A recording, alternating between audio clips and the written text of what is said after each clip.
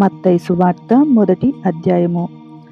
అబ్రహాము కుమారుడగు దావీదు కుమారుడైన యేసు వంశావళి.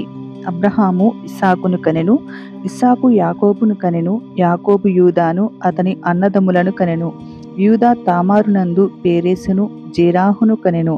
పేరేసు ఎస్రోమును కనెను, ఎస్రోము ఆరామును కనెను, ఆరాము అమినాదాబును కనెను, అమినాదాబు నయసోనును కనెను, నయసోను సల్మానును కనెను, సల్మాను రాహాబునందు బోయాజును కనెను, బోయాజు రూతునందును ఓబేదును కనెను, ఓబేదు యెష్యాని కనెను, యెష్యా రాజైన దావీదును కనెను.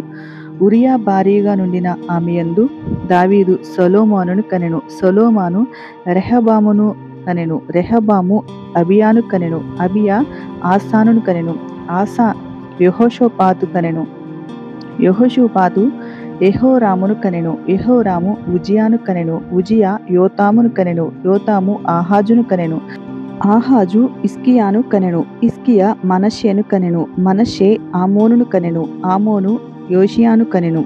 యూదుల బబులోనుకు కొనుపోబడిన కాలంలో యోషియా యెకొన్యాను అతని సహోదరులను కనెను.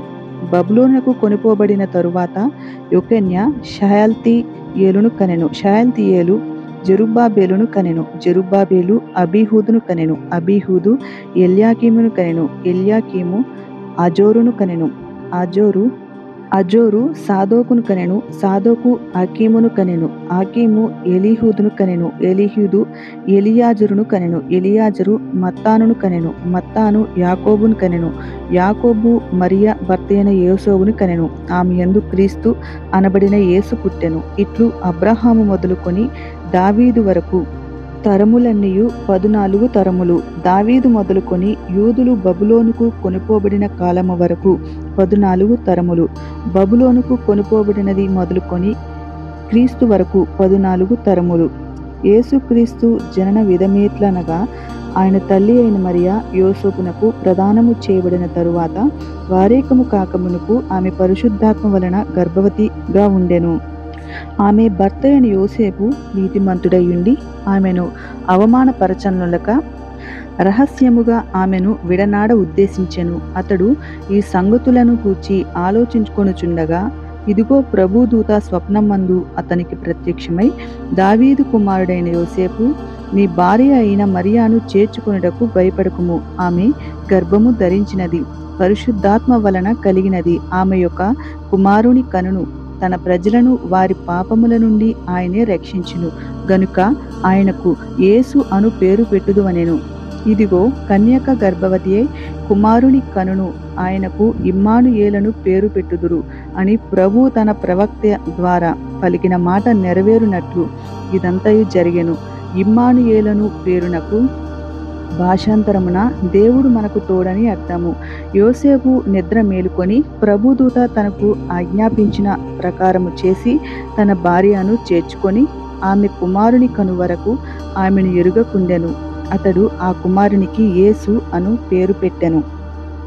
మత్తయి సువార్త 2వ అధ్యాయము. రాజైన హేరోదు దినములు యందు యూదా దేశపు బెత్లెహేములో యేసు పుట్టిన పిమ్మట ఇదిగో తూర్పు దేశపు జ్ఞానులు యెరూషలేమునకు వచ్చి, యూదుల రాజుగా పుట్టినవాడెక్కడ ఉన్నాడు? తూర్పు దిక్కున మేము ఆయన నక్షత్రము చూచి ఆయనను పూజింపవచ్చితిమని చెప్పిరి. హేరోదు రాజు ఈ సంగతి విన్నప్పుడు అతడును అతనితో కూడా యెరూషలేము వారందరూ కలవరపడిరి. కాబట్టి రాజు ప్రధాన యాజకులను ప్రజలలో నుండి శాస్త్రులను అందరినీ సమకూర్చి క్రీస్తు ఎక్కడ పుట్టునని వారిని అడిగాను. అందుకు వారు, యూదయ బెత్లెహేములోనే, ఏలయనగా యూదయ దేశపు బెత్లెహేమా, నీవు యూదా ప్రధానులలో ఎంత మాత్రమును అల్పమైన దానవు కావు. ఇశ్రాయేలును నా ప్రజలను పరిపాలించు అధిపతి నీలో నుండి వచ్చును అని ప్రవక్త ద్వారా రాయబడి ఉన్నదనిరి. అంతటా హేరోదు ఆ జ్ఞానులను రహస్యముగా పిలిపించి ఆ నక్షత్రము కనబడిన కాలము వారి చేత పరిష్కారముగా తెలుసుకొని, మీరు వెళ్ళి ఆ శిశువు విషయమై జాగ్రత్తగా విచారించి తెలుసుకొనగానే నేనును వచ్చి ఆయనను పూజించున్నట్లు నాకు వర్తమానము తేండని చెప్పి వారిని బెత్లెహేమునకు పంపెను. వారు రాజు మాట విని బయలుదేరి పోవుచుండగా ఇదిగో తూర్పు దేశమున వారు చూచిన నక్షత్రము ఆ శిశువు ఉండిన చోటికి మీదుగా వచ్చి నిలుచు వరకు వారికి ముందుగా నడిచెను.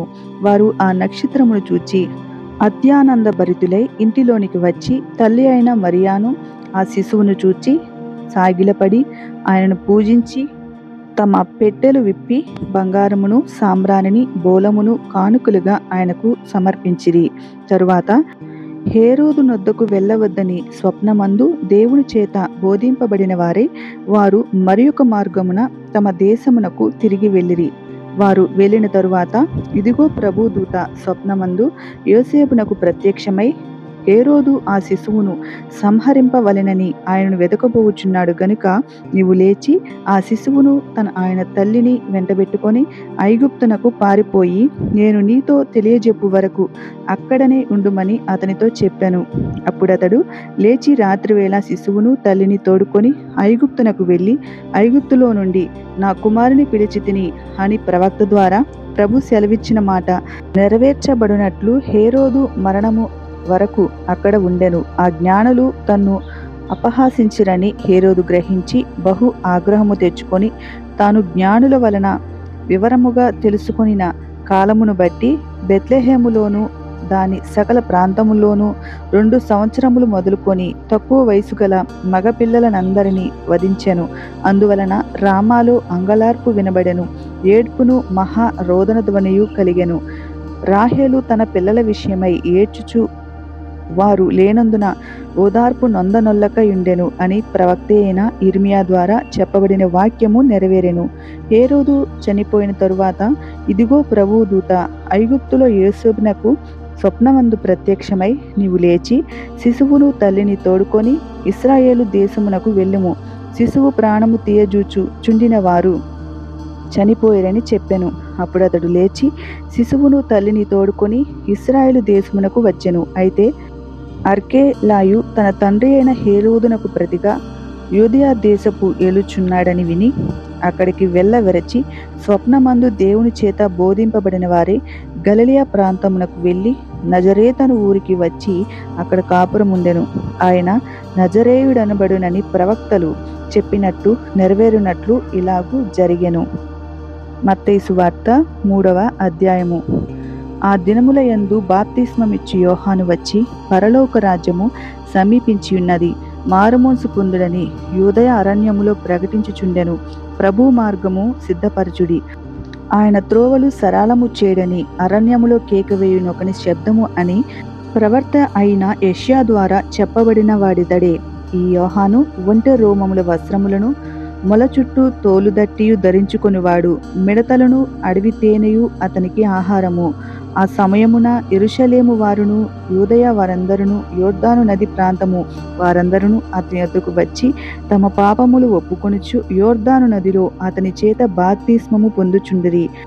అతడు పరిసయ్యులలోను సద్దుకాయలలోను అనేకులు బాప్తిస్మము పొందుట చూచి, సర్ప సంతానమా, రాబోవు ఉగ్రతను తప్పించుకొనుటకు మీకు బుద్ధిని చెప్పిన వాడెవడు? మారు మనసుకు తగిన ఫలం ఫలించుడి. అబ్రహాము మాకు తండ్రి అని మీలో మీరు చెప్పుకొన తలంచవద్దు. దేవుడు ఈ రాళ్ల వలన అబ్రహామునకు పిల్లలను పుట్టింపగలడని మీతో చెప్పుచున్నాను. ఇప్పుడే గొడ్డలి చెట్టు వేరున ఉంచబడి ఉన్నది గనుక మంచి ఫలము ఫలింపని ప్రతి చెట్టును నరకబడి అగ్నిలో వేయబడును. మారు మనసు నిమిత్తము నేను నీళ్లలో మీకు బాప్తిస్మం ఇచ్చుచున్నాను. అయితే నా వెనుక వచ్చుచున్నవాడు నాకంటే శక్తిమంతుడు. ఆయన చెప్పులు మోయుటకైనను నేను పాత్రుడను కాను. ఆయన పరిశుద్ధాత్మతోనూ అగ్నితోనూ మీకు బాప్తిస్మం ఇచ్చును.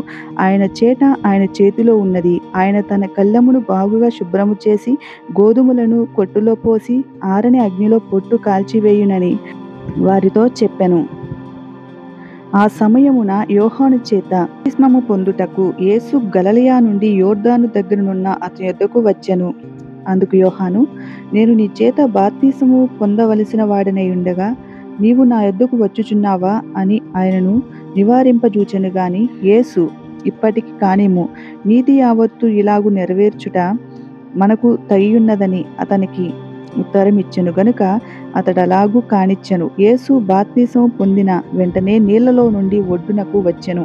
ఇదిగో ఆకాశము తెరవబడెను. దేవుని ఆత్మ పావురము వలె దిగి అతని మీదకు వచ్చుట చూచెను. మరియు ఇదిగో ఈయనే నా ప్రియకుమారుడు, ఈయన యందు నేను ఆనందించుచున్నానని ఒక శబ్దము ఆకాశము నుండి వచ్చెను. మత్తయి సువార్త 4వ అధ్యాయము. అప్పుడు యేసు అపవాది చేత శోధింపబడుటకు ఆత్మ వలన అరణ్యమునకు కొనిపోబడెను. 40 దినములు 40 రాత్రులు ఉపవాసముండిన పిమ్మట ఆయన ఆకలిగొనగా ఆ శోధకుడు ఆయన యొద్దకు వచ్చి, నీవు దేవుని కుమారుడువైతే ఈ రాళ్ళు రొట్టెలగునట్లు ఆజ్ఞాపింపుమనెను. అందుకాయన, మనుషుడు రొట్టె వలన మాత్రము కాదు గాని దేవుని నోట నుండి వచ్చు ప్రతి మాట వలనను జీవించునని వ్రాయబడి ఉన్నది అనెను. అంతటా అపవాది పరిశుద్ధ పట్టణమునకు ఆయన తీసుకొని పోయి దేవాలయ శిఖరమున ఆయన నిలబెట్టి, నీవు దేవుని కుమారుడువైతే క్రిందికి దుముకుము, ఆయన నిన్ను గూర్చి తన దూతలను ఆజ్ఞాపించును, నీ పాదం ఎప్పుడైనను రాతికి తగులకుండా వారు నిన్ను చేతులతో ఎత్తుకొందురు అని వ్రాయబడి ఉన్నదని ఆయనతో చెప్పాను. అందుకు యేసు, ప్రభువైన నీ దేవుని నీవు శోధింపవలదని మరి ఒక చోట వ్రాయబడి ఉన్నదని వారితో చెప్పాను. మరలా అపవాది మిగుల ఎత్తైన ఒక కొండ మీదకు ఆయన తోడుకొని పోయి ఈ లోక రాజ్యములన్నిటినీ వాటి మహిమను ఆయనకు చూపించి, నీవు సాగిలపడి నాకు నమస్కారం చేసిన యెడల వీటన్నిటినీ నీకు ఇచ్చేదనని ఆయనతో చెప్పగా, యేసు వానితో, సాతానా పొమ్ము, ప్రభువైన నీ దేవునికి మొక్కి ఆయనను మాత్రము సేవింపవలెను అని వ్రాయబడి ఉన్నదనెను. అంతటా అపవాది ఆయనను విడిచిపోగా ఇదిగో దేవుని దూతలు వచ్చి ఆయనకు పరిచర్య చేసిరి. యోహాను చెరపట్టబడినని యేసు విని గలిలయకు తిరిగి వెళ్ళి నజరేతు విడిచి జెబూలూను నఫ్తాలియాను దేశముల ప్రాంతములలో సముద్ర తీరమందలి కెపెర్నహూమునకు వచ్చి కాపురముండెను. జెబూలూను దేశమును నఫ్తాలి దేశమును యోర్దానుకు అవలనున్న సముద్ర తీరమున అన్యజనులు నివసించు గలిలయయు చీకటిలో కూర్చుండియున్న ప్రజలను గొప్ప వెలుగు చూచిరి. మరణ ప్రదేశములోను మరణ ఛాయలలోను కూర్చుండియున్న వారికి వెలుగు ఉదయించెను అని ప్రవక్త అయిన యెషయా ద్వారా పలుకబడినది నెరవేరునట్లు ఇలాగు జరిగెను.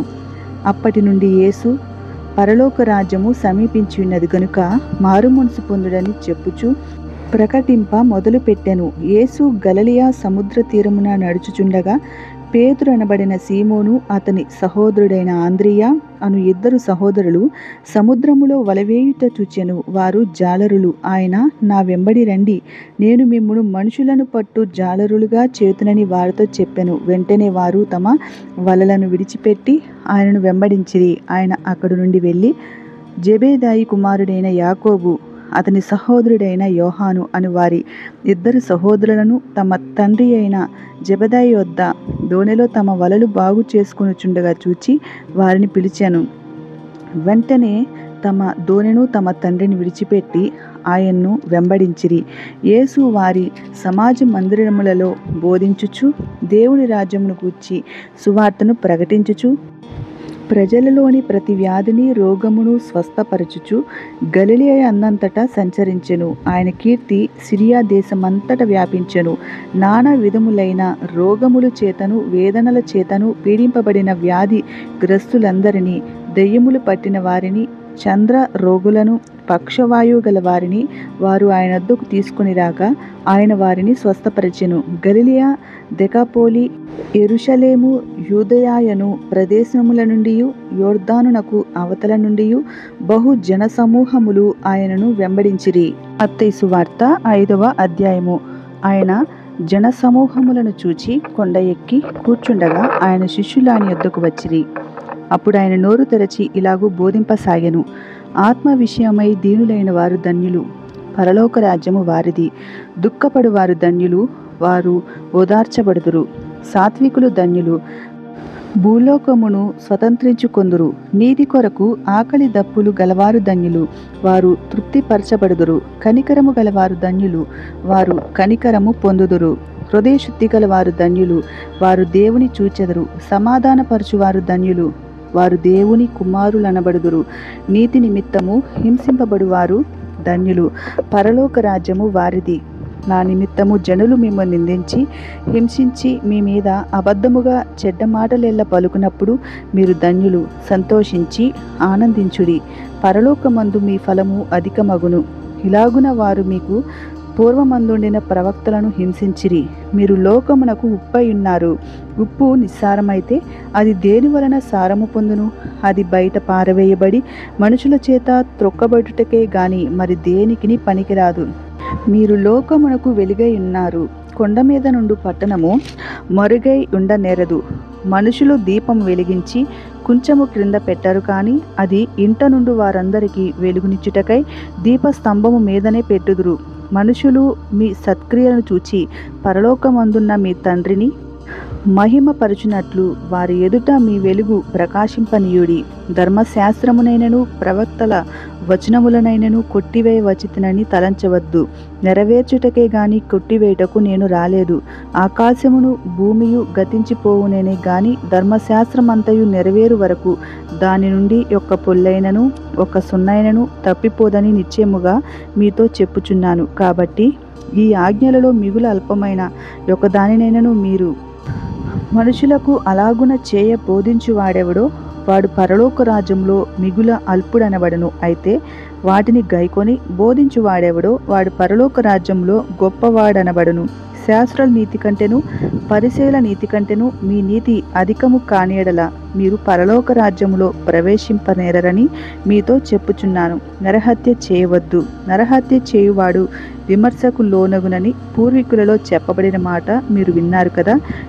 నేను మీతో చెప్పునదేమనగా, తన సహోదరుని మీద కోపపడు ప్రతివాడు విమర్శకు లోనగును. తన సహోదరుని చూచి వ్యర్థుడా అని చెప్పువాడు మహాసభకు లోనగును.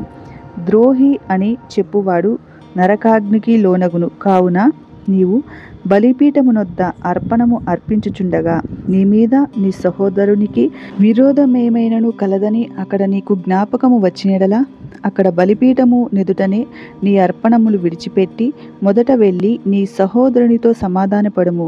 అటు తర్వాత వచ్చి నీ అర్పణమును అర్పింపుము. నీ ప్రతివాదితో నీవును త్రోవలో ఉండగానే త్వరగా వానితో సమాధానపడము. లేని యెడల ఒకవేళ నీ ప్రతివాది నిన్ను న్యాయాధిపతికి అప్పగించును, న్యాయాధిపతి నిన్ను బంట్రోతుకు అప్పగించును. అంతటా నీవు చెరసాలలో వేయబడదువు. కాబట్టి కాసు చెల్లించు వరకు అక్కడ నుండి నీవు వెలుపలికి రానేరవని నీతో నిశ్చయముగా చెప్పుచున్నాను. వ్యభిచారము చేయవద్దని చెప్పబడిన మాట మీరు విన్నారు కదా. నేను మీతో చెప్పుచున్నదేమనగా, ఒక స్త్రీని మోహపు చూపుతో చూచు ప్రతివాడును అప్పుడే తన హృదయమందు ఆమెతో వ్యభిచారము చేసిన వాడగును. నీ కుడి కన్ను నిన్ను అభ్యంతరపరచిన యెడల దాని పెరికి నీ యొద్ద నుండి పారవేయము. నీ దేహమంతయు నరకములో పడవేయబడకుండా నీ అవయవములలో ఒకటి నశించుట నీకు ప్రయోజనకరము కాదా? నీ కుడి చెయ్యి నిన్నభ్యంతరపరచిన యెడల దాని నరికి నీ యొద్ద నుండి పారవేయము. నీ దేహమంతయు నరకములో పడకుండా నీ అవయవములలో ఒకటి నశించుట నీకు ప్రయోజనకరము కాదా? తన భార్యను విడనాడవాడు ఆమెకు పరిత్యాగ పత్రిక ఇయ్యవలెనని చెప్పబడినది కదా. నేను మీతో చెప్పునదేమనగా, వ్యభిచారకారమును బట్టి కాక తన భార్యను విడనాడు ప్రతివాడును ఆమెను వ్యభిచారిణిగా చేయుచున్నాడు. విడనాడబడిన దానిని పెండ్లాడువాడు వ్యభిచరించుచున్నాడు. మరియు నీవు అప్రమాణము చేయక నీ ప్రమాణములను ప్రభువునకు చెల్లింపవలెనని పూర్వీకులతో చెప్పుబడిన మాట మీరు విన్నారు కదా. నేను మీతో చెప్పుచున్నదేమనగా, ఎంత మాత్రము ఒట్టు పెట్టుకొనవద్దు. ఆకాశము తోడనవద్దు, అది దేవుని సింహాసనము. భూమి తోడనవద్దు, అది ఆయన పాదపీఠము. యెరూషలేము తోడనవద్దు, మహారాజు పట్టణము. నీ తల తోడని ఒట్టు పెట్టుకొనవద్దు. నీవు ఒక వెంట్రుకనైనను తెల్లగా గాని నలుపుగా గాని చేయలేవు. నీ మాట అవునంటే అవును, కాదంటే కాదు అని ఉండవలెను. వీటికి మించునది దుష్టుని నుండి పుట్టినది. కంటికి కన్ను పంటికి పన్ను అని చెప్పబడిన మాట మీరు విన్నారు కదా. నేను మీతో చెప్పుచున్నదేమనగా, దుష్టుని ఎదిరింపక నిన్ను కుడి చెంప మీద కొట్టువాని వైపునకు వెడమ చెంప కూడా త్రిప్పుము. ఎవడైనా నీ మీద వ్యాజ్యము చేసి నీ అంగి తీసుకొని గోరిన ఎడల వానికి పై వస్త్రమును కూడా ఇచ్చివేయము. ఒకడు 1 మైలు దూరము రమ్మని నిన్ను బలవంతము చేసిన ఎడల వానితో 2 మైళ్ళు దూరము వెళ్ళుము. నిన్ను అడుగువానికిమ్ము. నిన్ను అప్పు అడుగగోరు వారిని నుండి నీ ముఖము త్రిప్పుకొనవద్దు. నీ పొరుగువాణ్ణి ప్రేమించి నీ శత్రువును ద్వేషించు అని చెప్పబడిన మాట మీరు విన్నారు కదా. నేను మీతో చెప్పుచున్నదేమనగా, మీరు పరలోకమందున్న మీ తండ్రికి కుమారులై ఉండునట్లు నీ శత్రువులను ప్రేమించి మిమ్మును హింసించు వారి కొరకు ప్రార్థన చేయుడి. ఆయన చెడ్డవారి మీదను మంచివారి మీదను తన సూర్యుని ఉదయింపచేసి నీతిమంతుల మీదను అనీతిమంతుల మీదను వర్షము కురిపించుచున్నాడు. మీరు మిమ్మును ప్రేమించు వారిని ప్రేమించిన యెడల మీకేమీ ఫలము కలుగును? సుంకరులను అలాగూ చేయుచున్నారు కదా. మీ సహోదరులకు మాత్రము వందనము చేసిన యెడల మీరు ఎక్కువ చేయుచున్నదేమి? అన్యజనులను అలాగూ చేయుచున్నారు కదా. మీ పరలోకపు తండ్రి పరిపూర్ణుడు కనుక మీరును పరిపూర్ణులుగా ఉండెదరు. మత్తయి సువార్త 6వ అధ్యాయము. మనుషులకు కనబడవలనని వారి ఎదుట మీ నీతి కార్యము చేయకుండా జాగ్రత్త పడుడి. లేని ఎడల పరలోకమందున్న మీ తండ్రి యొద్ద మీరు ఫలము పొందరు. కావున నీవు ధర్మము చేయనప్పుడు మనుషుల వలన ఘనత నొందవలనని వేషధారులు సమాజ మందిరములలోను వీధులలోను చేయులాగున నీ ముందర బూర ఊదింపవద్దు. వారు తమ ఫలము పొందియున్నారని నిశ్చయముగా మీతో చెప్పుచున్నాను. నీవైతే ధర్మము చేయునప్పుడు నీ ధర్మము రహస్యముగా నుండు నిమిత్తము నీ కుడి చేయి చేయునది నీ ఎడమ చేతికి తెలియక ఉండవలెను. అట్లయితే రహస్యమందు చూచు నీ తండ్రి నీకు ప్రతిఫలమిచ్చును. మరియు మీరు ప్రార్థన చేయునప్పుడు వేషధారుల వలె ఉండవద్దు. మనుషులకు కనబడవలెనని సమాజ మందిరములోను వీధుల మూలల్లోనూ నిలిచి ప్రార్థన చేయుట వారికి ఇష్టము. వారు తమ ఫలము పొందియున్నారని నిశ్చయముగా మీతో చెప్పుచున్నాను. నీవు ప్రార్థన చేయునప్పుడు నీ గదిలోనికి వెళ్ళి తలుపు వేసి రహస్యమందున్న నీ తండ్రికి ప్రార్థన చేయుము. అప్పుడు రహస్యమందు చూచు నీ తండ్రి నీకు ప్రతిఫలమిచ్చును. మరియు మీరు ప్రార్థన చేయునప్పుడు అన్యజనుల వలె వ్యర్థమైన మాటలు వచింపవద్దు. సారముగా మాటలాడుట వలన తమ మనవి వినబడునని వారు తలంచుచున్నారు. మీరు వారి వలె ఉండకుడి.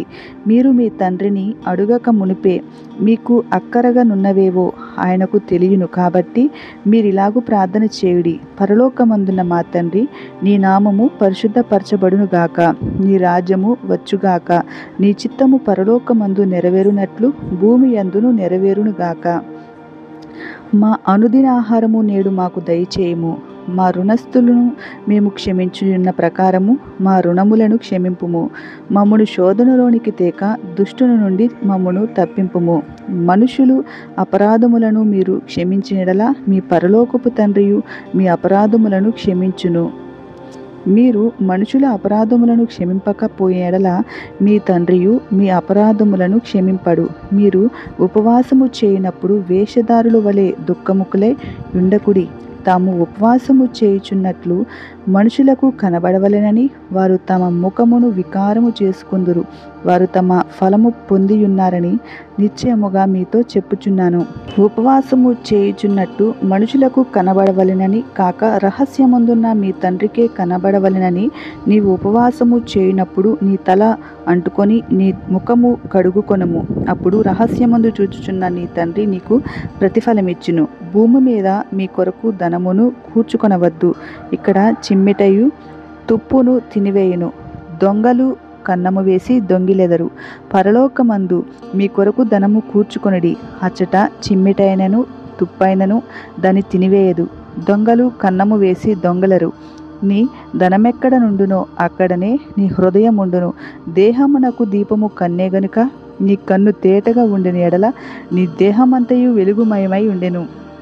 నీ కన్ను చెడినదైతే నీ దేహమంతయు చీకటిమయమై ఉండెను. నీలోనున్న వెలుగు చీకటి అయి ఉండిన ఎడల ఆ చీకటి ఎంతో గొప్పది.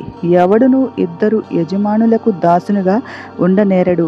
అతడు ఒకని ద్వేషించి ఒకని ప్రేమించును, లేదా ఒకని పక్షముగా నుండి ఒకని తృణీకరించును. మీరు దేవునికిని స్త్రీకిని దాసులుగా నుండనేరరు. అందువలన నేను మీతో చెప్పుచున్నదేమనగా, ఏమి తిందుమో ఏమి తాగుదుమో అని మీ ప్రాణమును గూర్చేయనను, ఏమి ధరించుకొందుమో అని మీ దేహమును గూర్చేయనను చింతింపకుడి. ఆహారము కంటే ప్రాణమును, వస్త్రము కంటే దేహమును గొప్పవి కావా? ఆకాశ పక్షులను చూడుడి, అవి విత్తవు, కోయవు, కోట్లలో కూర్చుకొనవు, అయినను మీ పరలోకపు తండ్రి వాటిని పోషించుచున్నాడు. మీరు వాటికంటే బహుశ్రేష్ఠులు కారా? మీలో నెవడు చింతించుట వలన తన ఎత్తు మూరడెక్కువ చేసుకొనగలడు? వస్త్రములను గూర్చి మీరు చింతింపనేలా? అడవి పువ్వులు ఎలాగూ నెదుగుచున్నవో ఆలోచించుడి. అవి కష్టపడవు, వడకవు. అయినను తన సమస్త వైభవములలో కూడిన సొలొమోను సహితము వీటిలో ఒకదాని వలెనైనను అలంకరింపబడలేదు. నేడుండి రేపు పోయిలో వేయబడు అడవి గడ్డిని దేవుడిలాగూ అలంకరించినడలా అల్ప విశ్వాసులారా, మీకు మరి నిశ్చయముగా వస్త్రములు ధరింపచేయును గదా. కాబట్టి ఏమి తిందుమో, ఏమి తాగుదుమో, ఏమి ధరించుకొందుమో అని చింతింపకుడి. అన్యజనులు వీటన్నిటి విషయమై విచారింతురు. ఇవన్నీ మీకు కావలెనని మీ పరలోకపు తండ్రికి తెలియను. కాబట్టి మీరు ఆయన రాజ్యము నీతిని మొదట వెదకుడి, అప్పుడు అవన్నీ మీకు అనుగ్రహింపబడును. రేపటిని గూర్చి చింతింపకుడి. రేపటి దినము దాని సంగతులను గూర్చి చింతించును. ఏ నాటికీడు ఆ నాటికి చాలును. మత్తయి సువార్త 7వ అధ్యాయము. మీరు తీర్పు తీర్చకుడి, అప్పుడు మిమ్మను గూర్చి తీర్పు తీర్చబడను. మీరు తీర్చు తీర్పు చొప్పుననే మిమ్మును గూర్చియు తీర్పు తీర్చబడును.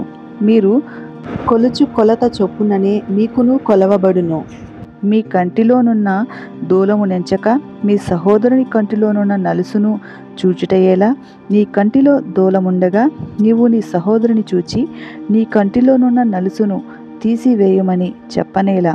వేషధారి, మొదట నీ కంటిలోనున్న దూలమును తీసివేసుకొనుము. అప్పుడు నీ సహోదరుని కంటిలోనున్న నలుసును తీసివేయుటకు నీకు తేటగా కనబడును. పరిశుద్ధమైనది కుక్కలకు పెట్టకుడి.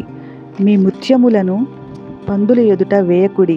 వేసిన యెడల అవి ఒకవేళ వాటిని కాళ్ళతో త్రొక్కి మీ మీద పడి మిమ్మును చీల్చివేయును. అడుగుడి, మీకు ఇయ్యబడును. వెదకుడి, మీకు దొరుకును. తట్టుడి, మీకు తీయబడును. అడుగు ప్రతివాడును పొందును. వెదకువానికి దొరుకును. తట్టువానికి తీయబడును. మీలో ఏ మనుషుడైనను తన కుమారుడు తను రొట్టెను అడిగిన యెడల వానికి రాతినిచ్చునా? చేపను అడిగిన యెడల పామునిచ్చునా? మీరు చెడ్డవారై ఉండియు మీ పిల్లలకు మంచి ఈవులనియ్యవలెనని ఉండగా పరలోకమందున్న మీ తండ్రి తను అడుగువారికి అంతకంటే ఎంతో నిశ్చయముగా మంచి ఈవులు నిచ్చును. కావున మనుషులు మీకు ఏమి చేయవలని మీరు కోరుదురో అలాగుననే మీరు వారికి చేయుడి. అది ధర్మశాస్త్రమును ప్రవక్తల ఉపదేశమునై ఉన్నది. ఇరుకు ద్వారమున ప్రవేశించుడి. నాశనమునకు పోవు ద్వారము వెడల్పును, ఆ దారి విశాలమునై ఉన్నది. దాని ద్వారా ప్రవేశించువారు అనేకులు. జీవమునకు పోవు ద్వారము ఇరుకును, ఆ దారి సంకుచితమునై ఉన్నది. దాని కనుగొని వారు కొందరే. అబద్ధ ప్రవక్తలను గూర్చి జాగ్రత్త పరుడి. వారు గొర్రెల చర్మములు వేసుకొని మీ యొద్దకు వత్తురు గాని లోపల వారు క్రూరమైన తోడేళ్ళు. వారి ఫలము వలన మీరు వారిని తెలుసుకొందురు. ముండ్ల పొదలలో ద్రాక్ష పండ్లనైనను పల్లేరు చెట్లను అంజూరపు పండ్లనైనను కొయుదురా? అలాగుననే ప్రతి మంచి చెట్టు మంచి ఫలములు ఫలించును. పనికి మాలిన చెట్టు కాని ఫలములు ఫలించును. మంచి చెట్టు కాని ఫలములు ఫలింపనేరదు. పనికి మాలిన చెట్టు మంచి ఫలములు ఫలింపనేరదు. మంచి ఫలములు ఫలింపని ప్రతి చెట్టు నరకబడి అగ్నిలో వేయబడును. కాబట్టి మీరు వారి ఫలముల వలన వారిని తెలుసుకొందురు. ప్రభువా, ప్రభువా అని నన్ను పిలుచు ప్రతివాడును పరలోకములో ప్రవేశింపడు గాని పరలోకమందున్న నా తండ్రి చిత్త ప్రకారము చేయువాడే ప్రవేశించును. ఆ దినమందు అనేకులు నన్ను చూచి, ప్రభువా, ప్రభువా, మేము నీ నామమున ప్రవచింపలేదా? నీ నామమున దెయ్యములు వెళ్ళగొట్టలేదా? నీ నామమున అనేకమైన అద్భుతములు చేయలేదా అని చెప్పుదురు. అప్పుడు నేను మిమ్మును ఎన్నడూను ఎరుగను. అక్రమము చేయువారలారా, నా యొద్ద నుండి పొండని వారితో చెప్పుదును. కాబట్టి ఈ నా మాటలు విని వాటి చొప్పున చేయు ప్రతివాడును బండ మీద తన ఇల్లు కట్టుకొనిన బుద్ధిమంతుని పోలియుండును. వాన కురిసెను, వరద వచ్చెను, గాలి విసిరి ఆ ఇంటి మీద కొట్టెను గాని దాని పునాది బండ మీద వేయబడెను గనుక అది పడలేదు. మరియు ఈ నా మాటలు విని వాటి చొప్పున చేయని ప్రతివాడు ఇసుక మీద తన ఇల్లు కట్టుకునిన బుద్ధిహీనుని పోలియుండును. వాన కురిసెను, వరద వచ్చెను, గాలి విసిరి ఆ ఇంటి మీద కొట్టెను, అప్పుడది కూలబడెను. దాని పాటు గొప్పదని చెప్పెను. యేసు ఈ మాటలు చెప్పి ముగించినప్పుడు జనసమూహములు ఆయన బోధకు ఆశ్చర్యపడుచుండిరి. ఏలయనగా ఆయన వారి శాస్త్రు వలె కాక అధికారము గలవారి వలె వారికి బోధించెను. మత్తయి సువార్త 8వ అధ్యాయము. ఆయన ఆ కొండ మీద నుండి దిగి వచ్చినప్పుడు బహు జనసమూహములు ఆయనను వెంబడించెను. ఇదిగో కుష్ఠిరోగి వచ్చి ఆయనకు మ్రొక్కి, ప్రభువా, నీకిష్టమైతే నన్ను శుద్ధినిగా చేయగలవనెను. అందుకాయన చేయి చాపి వాణ్ణి ముట్టి, నాకిష్టమే, నీవు శుద్ధుడవు కమ్మని చెప్పగా తక్షణమే వాని కుష్ఠరోగము శుద్ధి ఆయెను. అప్పుడు యేసు, ఎవరితోనూ ఏమీ చెప్పకు సుమి, కానీ నువ్వు వెళ్ళి వారికి సాక్షార్థమై నీ దేహమును యాజకునికి కనుపరుచుకొని మోషే నియమించిన కానుక సమర్పించుమని వానితో చెప్పాను. ఆయన కెపెర్నహూములో ప్రవేశించినప్పుడు ఒక శతాధిపతి ఆయన వద్దకు వచ్చి, ప్రభువా, నా దాసుడు పక్షవాయువుతో మిగుల బాధపడుచు ఇంటిలో పడియున్నాడని చెప్పి ఆయనను వేడుకొనెను. యేసు, నేను వచ్చి వాణ్ణి స్వస్థపరిచితనని అతనితో చెప్పగా ఆ శతాధిపతి, ప్రభువా, నీవు నా ఇంటిలోనికి వచ్చుటకు నేను పాత్రుడను కాను. నీవు మాట మాత్రము సెలమిమ్ము, అప్పుడు నా దాసుడు స్వస్థపరచబడును. నేను కూడా అధికారమునకు లోబడిన వాడను. నా చేతి కింద సైనికులున్నారు. నేను ఒకని పొమ్మంటే పోవును, ఒకని రమ్మంటే వచ్చును. నా దాసుని ఈ పని చేయమంటే చేయును అని ఉత్తరమిచ్చెను. యేసు ఆ మాట విని ఆశ్చర్యపడి వెంట వచ్చుచున్న వారిని చూచి, ఇశ్రాయేలులో నేనెవనికైనను నేనింత విశ్వాసమున్నట్టు చూడలేదని నిశ్చయముగా మీతో చెప్పుచున్నాను.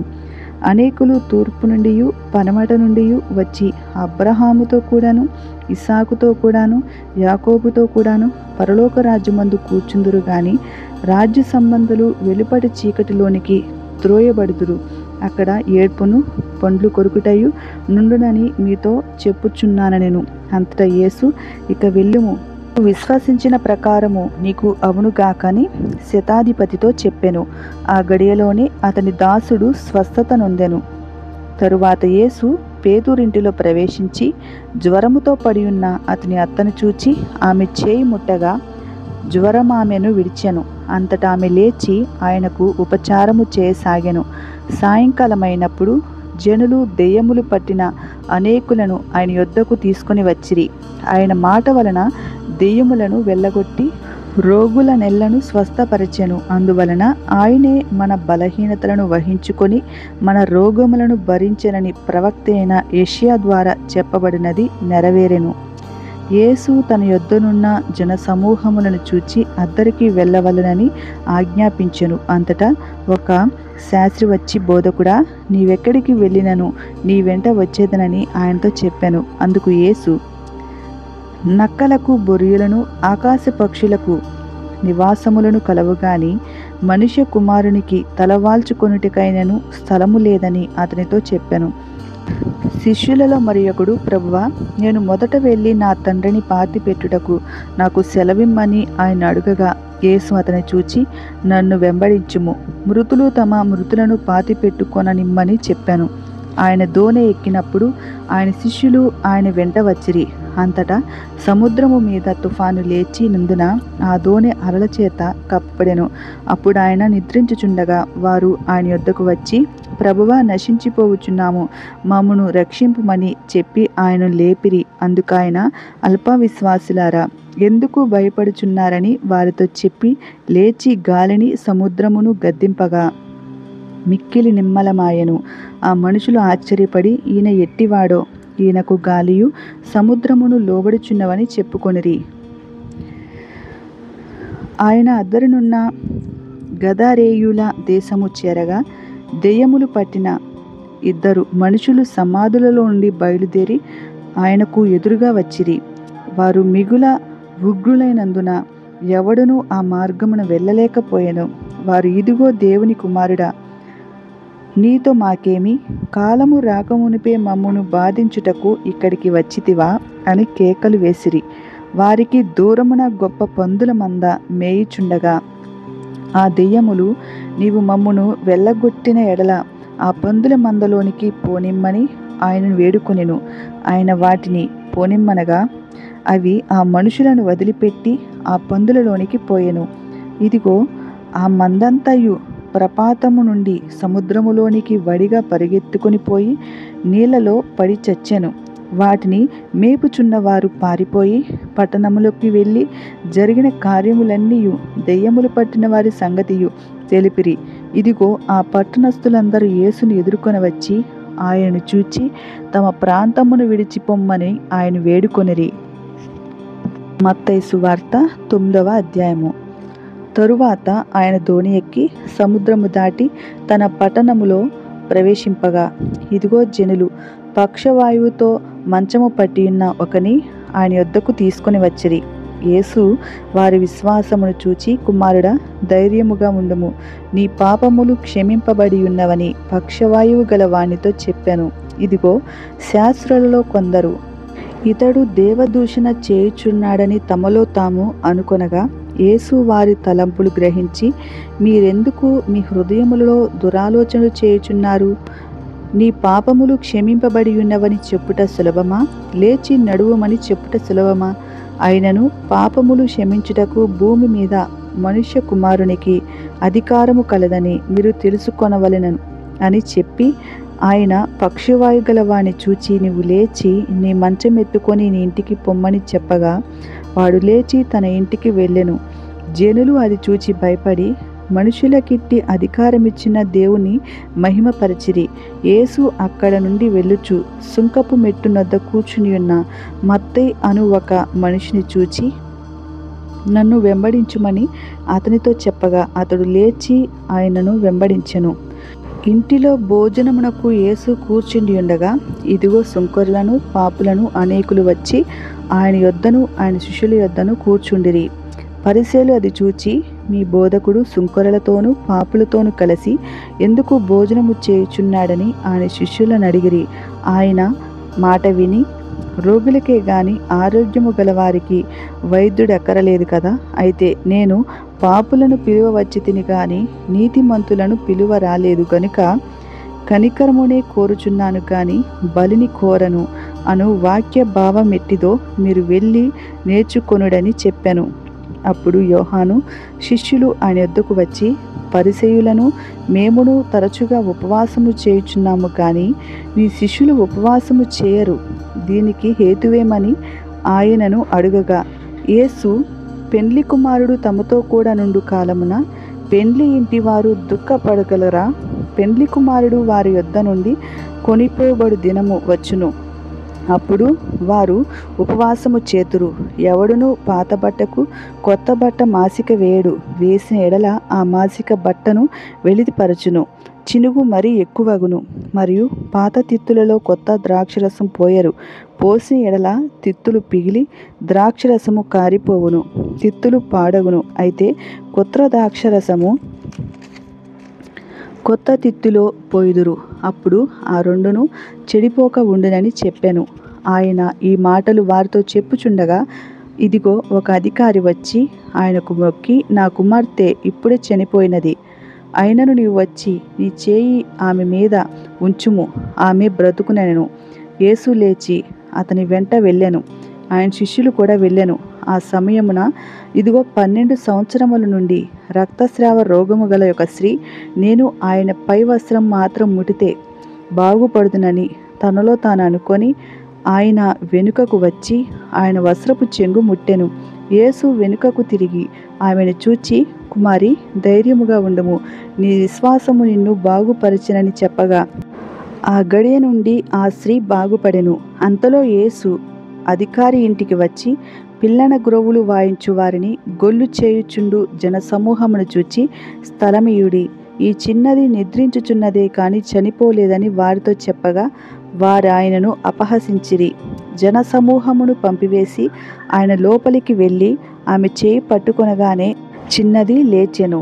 ఈ సమాచారము ఆ దేశమంతటను వ్యాపించెను. యేసు అక్కడ నుండి వెళ్ళుచుండగా 2 గుడ్డివారు ఆయన వెంట వచ్చి, దావీదు కుమారుడా, మమ్మును కరుణించుమని కేకలు వేసిరి. ఆయన ఇంట ప్రవేశించిన తరువాత ఆ గుడ్డివారు ఆయన వద్దకు వచ్చి, యేసు, నేను ఇది చేయగలనని మీరు నమ్ముచున్నారా అని వారిని అడుగగా, వారు నమ్ముచున్నాము ప్రభువా అని ఆయనతో చెప్పిరి. అప్పుడు ఆయన వారి కన్నులు ముట్టి, మీ నమ్మిక చొప్పున మీకు కలుగుగాకని చెప్పినంతలో వారి కన్నులు తెరవబడెను. అప్పుడు యేసు ఇది ఎవరికిని తెలియకుండా చూచుకొనుడని వారికి ఖండితముగా ఆజ్ఞాపించెను. అయినను వారు వెళ్ళి ఆ దేశమంతటా తన కీర్తిని ప్రచురము చేసిరి. యేసును ఆయన శిష్యులను వెళ్ళుచుండగా కొందరు దెయ్యములు పట్టిన యొక్క మోగవాణ్ణి ఆయన వద్దకు తీసుకొని వచ్చిరి. దెయ్యములు వెళ్ళగొట్టబడిన తరువాత ఆ మోగవాడు మాటలాడగా జనసమూహములు ఆశ్చర్యపడి ఇశ్రాయేలులో ఇలాగు ఎన్నడూను కనబడలేదని చెప్పుకొనిరి. అయితే పరిసయ్యులు అతడు దెయ్యముల అధిపతి వలన దెయ్యములను వెళ్ళగొట్టుచున్నాడని చెప్పిరి.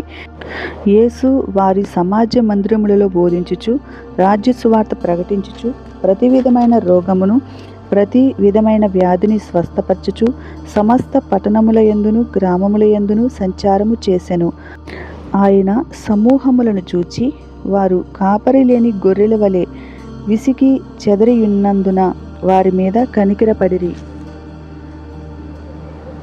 కోత విస్తారమే గాని పనివారి కొద్దిగా ఉన్నారు గనుక తన కోతకు పనివారిని పంపుమని కోత యజమానుని వేడుకొనుడని తన శిష్యులతో చెప్పాను. మత్తయి సువార్త 10వ అధ్యాయము.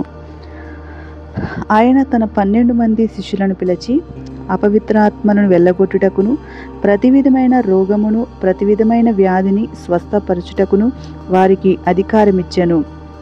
ఆ 12 మంది అపోస్తుల పేర్లు ఏవనగా, మొదట పేతురు అనబడిన సీమోను, అతని సహోదరుడగు ఆంద్రేయ, జెబెదయి కుమారుడగు యాకోబు, అతని సహోదరుడగు యోహాను, ఫిలిప్పు, బర్తలోమాయి, తోమా, సుంకరి అయిన మత్తయి, అల్ఫయి కుమారుడగు యాకోబు, తద్దాయి అను మారుపేరు గల లెబ్బాయి, కానానీయుడైన సీమోను, ఆయనను అప్పగించిన ఇస్కరియోతు యూదా.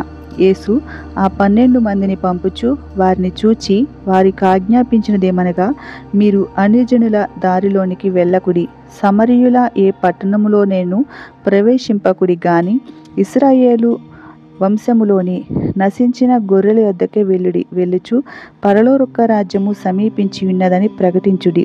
రోగులను స్వస్థపరచుడి, చనిపోయిన వారిని లేపుడి, కుష్టి రోగులను శుద్ధులుగా చేయుడి, దెయ్యములను వెళ్ళగొట్టుడి, ఉచితముగా పొందితిరి ఉచితముగా ఇయుడి. మీ సంచులలో బంగారమునైనను వెండినైనను రాగినైనను ప్రయాణము కొరకు జాలనైనను 2 అంగీలనైనను చెప్పులనైనను చేతికర్రనైనను సిద్ధపరచకొనకుడి. పనివాడు తన ఆహారమునకు పాత్రుడు కాడా? మరియు మీరు ఏ పట్టణములోనైనను గ్రామములోనైనను ప్రవేశించినప్పుడు అందులో ఎవడు యోగ్యుడో విచారణ చేసి అక్కడ నుండి వెళ్ళు వరకు అతని ఇంటనే బస చేయుడి. ఆ ఇంటిలో ప్రవేశించుచు ఇంటి వారికి శుభమని చెప్పుడి. ఆ ఇల్లు యోగ్యమైనదైతే మీ సమాధానము దాని మీదకి వచ్చును, అది అయోగ్యమైనదైతే మీ సమాధానము మీకు తిరిగి వచ్చును. ఎవడైనను మిమ్మును చేర్చుకొనక మీ మాటలు వినకుండిన ఎడల మీరు ఆ ఇంటినైనను ఆ పట్టణమునైనను విడిచి వచ్చినప్పుడు పాదధూళి దులిపివేయుడి. విమర్శ దినమందు ఆ పట్టణపు గతి కంటే సొదొమ గొమొర్రా ప్రదేశముల గతి ఓర్వ తగినదై ఉండునని నిశ్చయముగా మీతో చెప్పుచున్నాను. ఇదిగో, తోడేళ్ల మధ్యకు గొర్రెలను పంపినట్లు నేను మిమ్మును పంపుచున్నాను గనుక పాముల వలె వివేకులను పాంబురముల వలె నిష్కపటులనై ఉండుడి. మనుషులను గూర్చి జాగ్రత్తపడి వారు మిమ్మును మహాసభలకు అప్పగించి తమ సమాజ మందిరములలో మిమ్మును కొరడాలతో కొట్టింతురు. వీరికిని అన్యజనులకును సాక్ష్యార్థమై నా నిమిత్తము మీరు అధిపతుల యొద్దకును రాజుల యొద్దకును తేబడుదురు. వారు మిమ్మును అప్పగించినప్పుడు ఎలాగూ మాట్లాడుదము, ఏమి చెప్పుదము అని చింతింపకుడి. మీరేమి చెప్పవలెనో అది ఆ గడియలోనే మీకు అనుగ్రహింపబడును. మీ తండ్రి ఆత్మ మీలో ఉండి మాటలాడుచుండెను గాని మాటలాడువారు మీరు కారు. సహోదరుడు సహోదరుని తండ్రి కుమారుని మరణమునకు అప్పగించెదరు. పిల్లలు తల్లిదండ్రుల మీద లేచి వారిని చంపెదరు. మీరు నా నామము నిమిత్తము అందరి చేత ద్వేషింపబడుదురు. అంతము వరకును సహించిన వాడు రక్షింపబడును. వారు ఆ పట్టణములలో మిమ్మును హింసించినప్పుడు మరి ఒక పట్టణమునకు సాగిపోవుడి. మనుష్య కుమారుడు వచ్చి వరకు మీరు ఇశ్రాయేలు పట్టణములలో సంచారము చేసియుండరని నిశ్చయముగా మీతో చెప్పుచున్నాను. శిష్యులు బోధకుని కంటే అధికుడు కాడు, దాసుడు యజమాని కంటే అధికుడు కాడు. శిష్యుడు తన బోధకుని వలెను దాసుడు తన యజమానుని వలెను ఉండిన చాలును. ఇట్టి యజమానునికి బయల్జేబులని పేరు పెట్టి ఆయన ఇంటి వారికి మరి నిశ్చయముగా ఆ పేరు పెట్టుదురు గదా. కాబట్టి మీరు వారికి భయపడకుడి. మరుగైనదేదియు బయలుపరచబడకపోదు, రహస్యమైనదేదియు తెలియబడకపోదు. చీకటిలో నేను మీతో చెప్పునది మీరు వెలుగులో చెప్పుడి. చెవిలో మీకు చెప్పబడినది మేడల మీద ప్రకటించుడి. మరియు ఆత్మను చంపనేరక దేహమునే చంపువానికి భయపడకుడి, కానీ ఆత్మను దేహమును కూడా నరకములో నశింపచేయ గలవానికి మిక్కిలి భయపడుడి. 2 పిచుకలు కాసుకు అమ్మబడును గదా. అయినను మీ తండ్రి సెలవు లేక వాటిలో ఒక్కటైనను నేలను పడదు. మీ తల వెంట్రుకలన్నీ లెక్కింపబడి ఉన్నవి గనుక మీరు భయపడకుడి. మీరనేకమైన పిచుకల కంటే శ్రేష్ఠులు. మనుషుల ఎదుట నన్ను ఒప్పుకొని వాడెవడో పరలోకమందున్న నా తండ్రి ఎదుట నేనును వానిని ఒప్పుకొందును. మనుషుల ఎదుట ఎవడు నన్ను ఎరుగననునో వానిని పరలోకమందున్న నా తండ్రి ఎదుట నేనును ఎరుగనందును. నేను భూమి మీదకి సమాధానమును పంపవచ్చితినని తలంచకుడి. ఖడ్గమునే గాని సమాధానమును పంపుటకు నేను రాలేదు. ఒక మనుషునికిని వాని తండ్రికిని, కుమార్తెకును ఆమె తల్లికిని, కోడలికిని ఆమె అత్తకును విరోధము పెట్టవచ్చితిని. ఒక మనుషుని ఇంటి వారే అతనికి శత్రువులగుదురు. తండ్రినైనను తల్లినైనను నాకంటే ఎక్కువగా ప్రేమించువాడు నాకు పాత్రుడు కాడు. కుమారునైనను కుమార్తెనైనను నాకంటే ఎక్కువగా ప్రేమించువాడు నాకు పాత్రుడు కాడు.